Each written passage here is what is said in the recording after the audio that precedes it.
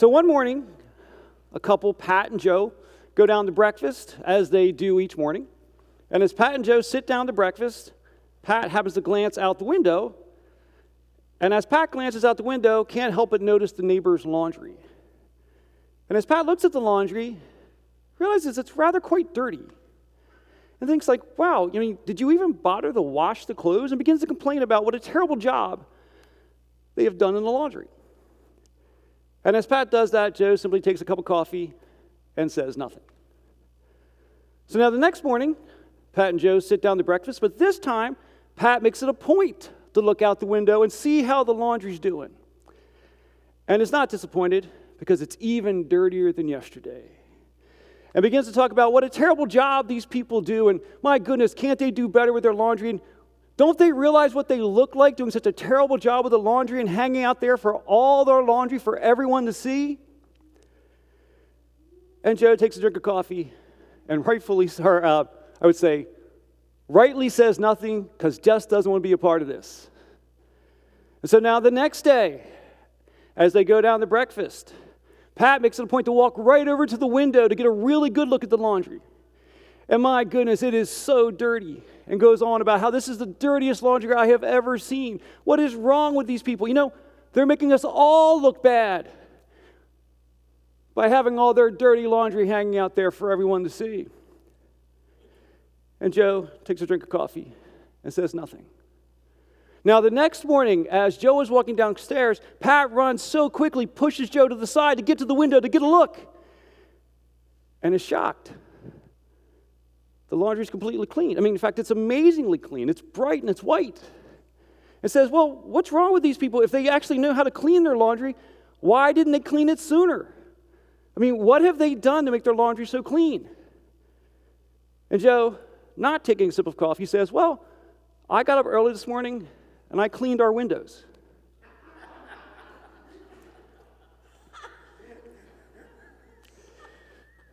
So it turns out that all the dirt that Pat was seeing is because Pat was looking through dirty windows. And so that's what I want to talk about today as we continue our series, Follower. Right, that Jesus actually invites us to follow. Right, now as he follows, he invites us to follow, what he's inviting us to do is to look at his way of life and how he lived his life and his teachings and what we learn from his teachings. And that's what we're talking about in this series, is that how do we look at what we can see from the life of Jesus? How do we look at what we can learn from the teachings of Jesus to live our lives more the way he calls us to? Remember, last week we actually looked at these words from Jesus. It says, so why do you keep calling me Lord, Lord, when you don't do what I say? I will show you what it's like when someone comes to me, listens to my teaching, and then follows it.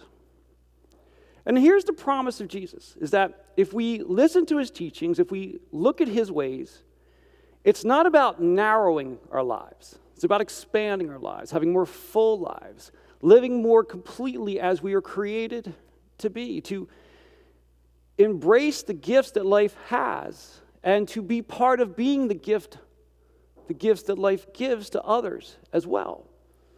And the thing is that as we continue this, what I want to really look at is this idea of maybe the need for all of us to consider cleaning our windows, or at least taking a moment to take a second to see how clean our windows are.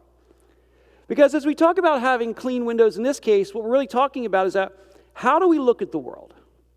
What is our viewpoint? When we look out on the world, when we look at the TV set, when we look at another person, we look at someone who's different than us, who behaves differently than we do, or looks differently than we do. Do we expect to find bad things? Do we expect to find problems? Do we expect the world to be filled with problems all around us? Because you know what? If you look for problems, if you look for bad things, you're going to find them.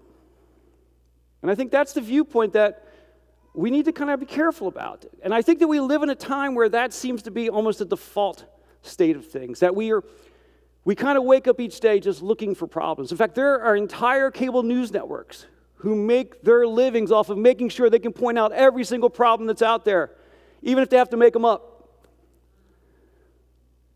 And if we begin to look at the world that way, we're looking at the world through dirty windows.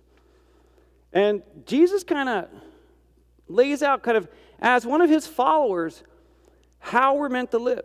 And as Jesus kind of lays out this idea of following, there's this one message that he shared that is probably one of his most famous. It's known as the Sermon on the Mount. Now, it sounds like a really fancy name, but it's called that kind of for a really simple reason.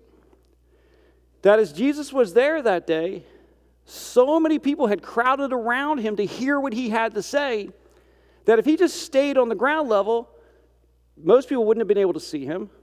Most people wouldn't be able to hear him. So he actually climbed up on a small hill so they could hear and see him.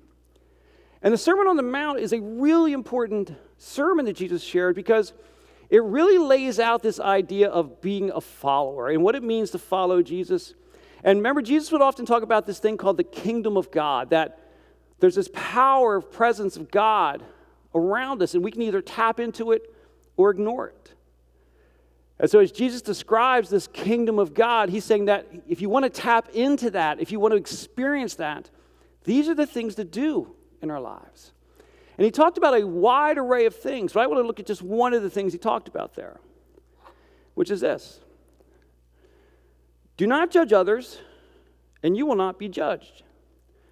For you will be treated as you treat others. The standard you use in judging is the standard by which you will be judged. Imagine if that came to light immediately in our lives. Imagine the moment we judge someone, whatever we just judged them about flew up in our own faces. Imagine if it turned around that quickly. We'd probably look at it a lot differently. And it can be clear, I'm not judging you. I do it. We all do it sometimes. And I'm simply asking us to consider to try to do it less. I mean, ideally, we wouldn't do it at all. But let's just try to do it a little better. Let's recognize that when we're busy judging others, it matters. I mean, how we treat people matters. And how we treat people isn't just our visible actions. Right? If we are judging someone in our minds, we may convince ourselves that no one knows, but it shows up. If we have a judgmental attitude towards someone, we don't treat them the same. We can kind of pretend. But there's always this dialogue running in the back of our minds about what we really think and what's going on, and it will show up. And it will affect things. And as we do that, it impacts our ability to be a positive influence in the world. It actually impacts our own abilities to experience the world in a meaningful way. Because there's something that goes on when we're judging people. And you may not think in these terms, and I may not consciously think in these terms, but this is what we're doing. When we judge somebody, what we're doing is we're looking at a specific moment in their lives, oftentimes a very low moment in their lives, or maybe just something that they struggle with. And we decide, well, because I could do that thing okay, and they can't, I'm better than them. I feel like I'm superior to them. I mean, that's what we're really doing, right? Because if we didn't feel that way, we wouldn't do it. We wouldn't think it. So somehow, it means that we think it's okay at times to look through dirty windows. To say that in this case, the benefit to me at looking at people that way is sufficient to do it. But the thing is that kind of attitude, even if it's just a small part of our lives, is really going to infect our lives. It's kind of like a thing that kind of gets into a cut. And if we don't deal with it, it starts to shape us. It starts to change us. And so what I want to invite us to do is kind of examine how we look at our lives. Again, this is not a call you to the floor situation. I'm just asking us to take some time to think about it. To think of those situations where, the person in front of you in line is just being really frustrating and annoying. And, you've got time management. It's not that it's not a problem, but just don't judge them about it. Don't look down on them about it. I mean, this may shock you, but I like to move fast. And people always laugh when I say that. I don't get it. And when people take an extended period of time in line, it drives me crazy. And it doesn't change anything except really ruin my day, sort of thing. I'm getting out of the line. I'm finishing what I'm doing in the same amount of time. I can either spend it all mad and spun up, possibly judgmental, or I could say, wow, 90 seconds of quiet wouldn't be all that bad in my life right now. But I choose the noise. I actually choose to create the noise instead of taking the time to be quiet. And Jesus talks very specifically about this issue of focusing on where other people fall short as opposed to looking at how we can improve and how we can improve a situation. Because in the Sermon on the Mount, Jesus goes on to say, why worry about a speck in your friend's eye when you have a log in your own? Never heard that verse, right? If you've ever walked by a church, you've heard that verse, right? Again, why worry about a speck in your friend's eye when you have a log in your own? And Jesus is really clear that he doesn't see this as a minor issue. Because he goes on to say, hypocrite, first, get rid of the log in your own eye, then you will see well enough to deal with the speck in your friend's eye. So in other words, when you've got it all figured out and you're all worked out and all of your issues are behind you, then if you feel up for it after you get done doing all of that, maybe you can go talk to your friend about it. Now, that doesn't mean that we're not there for people. That doesn't mean we don't hear from people. Right? If someone's harming themselves, it doesn't mean we don't bother to get involved.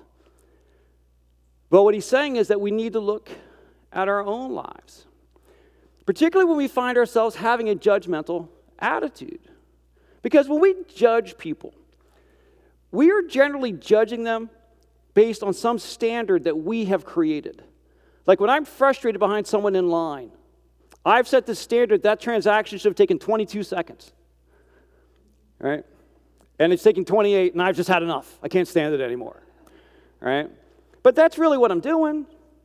When someone is holding you up in traffic, or someone, is just kind of telling you a story for the 50th time, and you just don't want to hear it anymore, and you start judging them for it.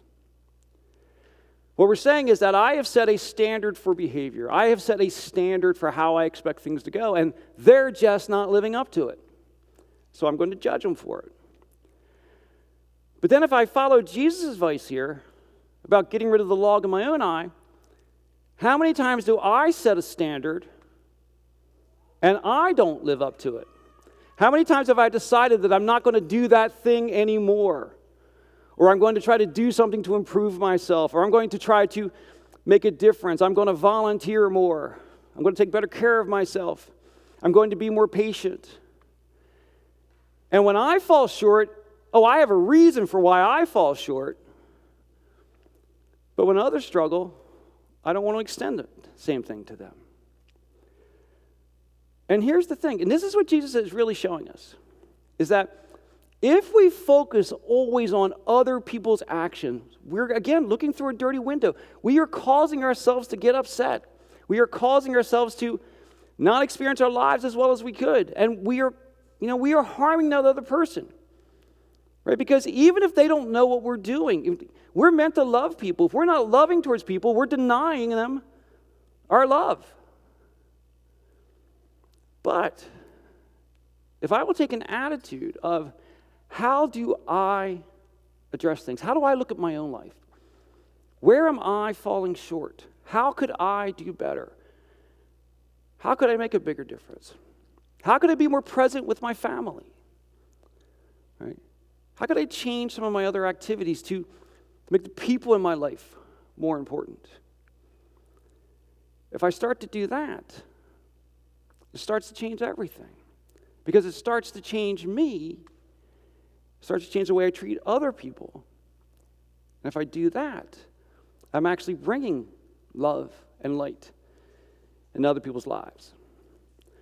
Now, kind of the good news is that if you find yourself being judgmental sometimes, you are not the first person in history to be judgmental. I imagine as long as there were people, at least as long as there were two of them, somebody was judgmental, right? And we know it was a problem 2,000 years ago because Jesus is talking about it. So it was clearly a problem then. And it's certainly an issue today. And I feel like we live in a time where the bar for judging people has gotten incredibly low. As I mentioned, right, there are entire cable networks, and whichever one you watch, I'm sure that's not one.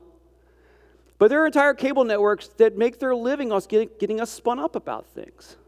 And to be clear, on both sides of the political spectrum. But I'm sure the one you watch isn't one of those. Because we kind of like it. Right? We kind of like it. Because it does make us feel superior. And it does keep us from looking at ourselves.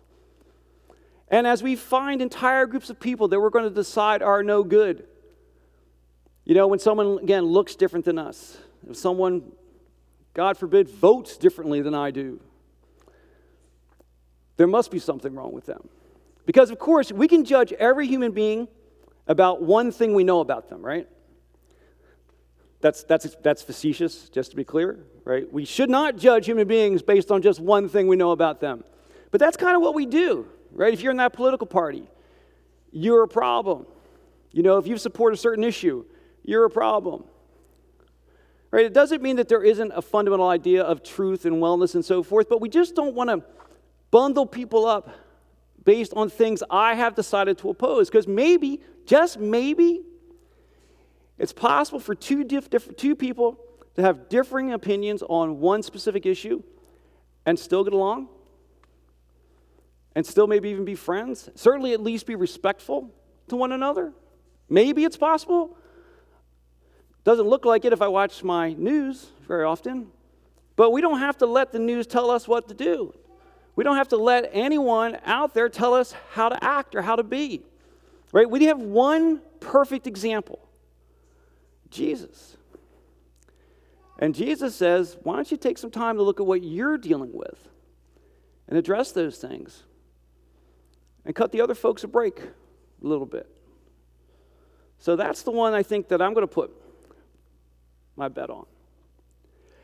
Now, again, this is an issue that has been recurrent, and people kind of deal with this issue, and they encounter this issue, or we encounter this issue, on many different levels. And sometimes it can be really kind of small things that we decide is a hill to go die on. That this is the one issue I'm just not going to move on. And oddly, interestingly, I don't know, whatever word, it happens inside the church a lot too. That we could agree on what I would believe are the core issues, right? That for me, it's Jesus is who he says he is. He did what he said he would do. That his lessons are the way to live our lives. If we agree on those things, the rest of it's just kind of window decoration to me, right? For some people, very ornate churches are a really big deal. For some people, dressing up really well for church is a big deal. Clearly, I'm one of those people. Right? But I believe, for me, the way I most connect with God is being who I am and being comfortable the way I dress and creating an environment that when someone walks in, they feel comfortable. That's the most important thing to me. That doesn't mean that it's someone else who's wrong who really wants to dress up for church. Right? These kind of issues, these are third-tier issues. Yet we fight over them. Some churches have Jesus on the cross. Our church has Jesus off the cross. We don't need to fight about that. Right? It's how someone connects to God. And these kinds of issues, they go back to the earliest days. Because the Apostle Paul actually writes about these kind of small fights and these judgmental issues that were arising over smaller issues in the early church. Now, Paul writes this just a few decades after Jesus, and he's writing to a church located in Rome. Now, Rome was a very successful church in spite of a really difficult environment. It was a very successful church with lots of people in it. But it was starting to have factions. It was starting to have divisions. And Paul felt like he had to deal with that. So Paul writes this about judging each other, and we'll get to the issues they were actually fighting about. So Paul writes, "Why do you judge your brother or sister, or why do you treat them with contempt? For we will all stand before God's judgment. seat. So Paul's saying that, you're judging people for issues. And you're out there judging them, focusing on how they fall short. And you know what? Judging people may make you feel superior, but judging people doesn't actually make you superior. Judging people doesn't make you better than others. And he says that, just to be clear, that in the end, we're all going to be judged by God. That we're all going to give an account of our lives, of the choices we have made before God.